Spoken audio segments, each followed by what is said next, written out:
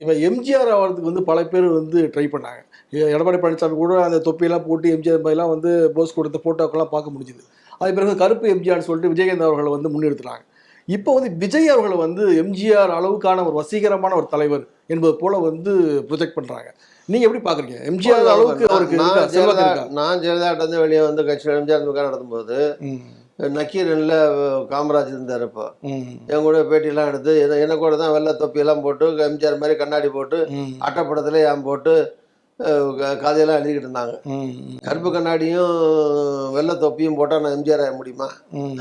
அது மாதிரி யாரும் சரி, ஒரு எம்ஜிஆர் தான், ஒரு கலைஞர் தான், ஒரு ஜெயலலிதா தான், ஒரு காமராஜர் தான். அப்படிதான் இருக்க முடியுமே தவிர மக்கள் கூட்டம் செல்வாக்க வச்சு சொல்றாங்க. விஜய்க்கு கூடக்கூடிய கூட்டம். அதுக்கு மாற்று கிடையாது. நம்பர் 1 சொல்லிடுறேன். நம்பர் 2 கூட்டம். நான் கூட்டம் ஏற்கனவே சொன்னேன். கூட்டம்ங்கிறது ஒரு மாயத் தோற்றம், ஒரு காணல் நீர், ஒரு மாயமான் மாதிரி. பார்க்குறது ஒரு 50,000 பேர் தெரியும் இருக்கும் யதார்த்தமா. நீங்கள் அந்த 50,000க்குள்ளே போய் அது எங்கேருந்து வந்திருக்காங்க? அந்த மாவட்டத்தில் ஒரு 6 தொகுதி, அந்த 6ஆக பிரிங்க. ஒவ்வொரு தொகுதிக்குள்ள இருக்கிற ஒன்றியமாக பிரிங்க. அந்த ஒன்றியத்துக்குள்ள இருக்கிற ஒரு 50-100 பஞ்சாயத்தாக பிரிங்க. அந்த பஞ்சாயத்துக்கு இருக்கிற பூத்துக்கு 1000மாக பிரிங்க. அங்கேருந்து 4 பேர் வந்திருப்பாங்க, ஒரு 5 பேர் வந்திருப்பாங்க, ஒரு 1000 பேர் இருக்கிற சில பூத்தில் வராமல் கூட இருந்திருப்பாங்க. ஸோ இந்த 50,000 பேர் ஒரு தொகுதிக்கு 2.5 லட்சம் வாக்காளர்கள், 6 தொகுதிக்கு 15 லட்சம் வாக்காளர்கள், பொதுமக்கள் 40 லட்சம் பேர், இதில் ஒரு 40,000 பேர்.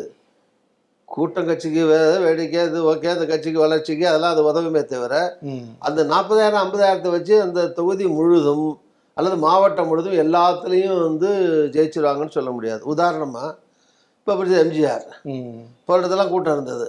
77 தேர்தலில் போனார், 126 தானே வந்தார், இன்னும் 110 வரலையே. இன்னும் புதுக்கோட்டையில் வந்து 5 தொகுதி நான் மட்டும் தான் ஜெயித்தேன் 10,000 ஓட்டில். பாக்கியெல்லாம் அப்போ காங்கிரஸ் வந்துச்சு, பக்கத்து தொகுதியெல்லாம் சில பேர் திமுக வந்தது. புதுக்கோட்டை மாவட்டத்தில் எல்லாம் காங்கிரஸ் வந்தது. அப்போ ரொம்ப 4 முனை போட்டி. அப்போ நான் ஜெயிச்சவொன்னு வந்தேன்னு தலைவர் கேட்டார், நீ மட்டும் எப்படி ஜெயிச்ச? நான் வந்ததே தோற்று போச்சேன்னு. நான் சொன்னேன், உங்கள் பேரை சொல்லி தான், உங்கள் ஃபோட்டோவை போட்டு தான். என் ஃபோட்டோ தான் எல்லாம் போட்டாங்க, என் பேர் தான் எல்லோரும் சொன்னாங்க. எல்லோரும் ஜெயிக்கலையே, ஏதாவது காரணம் இருக்குமேன்னாரு. அப்புறம் நான் சொன்னாங்க, எங்கள் மாமனார் முன்னாடி 3 நாள் நின்னார் போனார், அதெல்லாம் சொல்லி அவர்கிட்ட கதை சொன்னேன். அந்த நடந்த சம்பவ கதைன்னா இந்த வரலாறுலாம் சொன்னேன். நான் ஒரு ஆளாக ஜெயிச்சதுனால துணைவியாளர் கொடுத்தாரு, அப்புறம் மந்திரி கொடுத்தாரு. இப்படி வந்தோன்னு வச்சுங்களேன். எதுக்கு சொல்கிறேன், எம்ஜிஆருக்கே அப்படி, வாஜ்பாய்க்கு அப்படி. இப்போ மோடி 543 ஜெயிச்சார். மோடிக்கு வந்து ஜெயிச்ச தொகுதியை தவிர பாக்கி தேர்தலில் மோடியை தெரியாதா?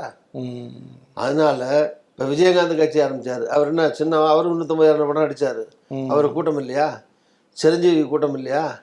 அவர் சூப்பர் ஸ்டார் 25,000 ஜெயிச்சார். அங்கே இருக்கிற 290 ஜெயிக்கத்தானே ஆள் போட்டார். ஸோ அதான் சொல்கிறாங்க, இந்த கூட்டத்தை கிட்டத்தெல்லாம் வச்சுக்கிட்டு அப்படி கணக்கு போட முடியாது. ஆள் கீழே போகும்போது கடைசியாக வந்து யார் ஆள் ஒரு தொகுதியில், இந்த வேட்பாளர் யார், அவர் ஏற்று நிற்கிறது யார், அவர் என்ன கம்யூனிட்டி, என்ன மதம், எவ்வளோ செலவு பண்ணுறாரு, அவருடைய பலம் என்ன, பலவீனம் என்ன, அவர் கூட என்னென்ன கூட்டணி இருக்குது, அதெல்லாம் சேர்ந்து எவ்வளோ ஓட்டு வருது, இவளுக்கு எவ்வளோ ஓட்டு வருது, இப்படி எல்லாம் கணக்கு போட்டு தான் தேர்தலில் வெற்றி தோல்வி சொல்ல முடியுமே தவிர இது மாயாஜாலம் மாதிரி ஓகே அப்படின்னு ஒரு ஜி பூம்பா 234 ஓகே வந்தாச்சு இப்படிலாம் யாரும் மேஜிக்கெலாம் யாரும் பண்ண முடியாது.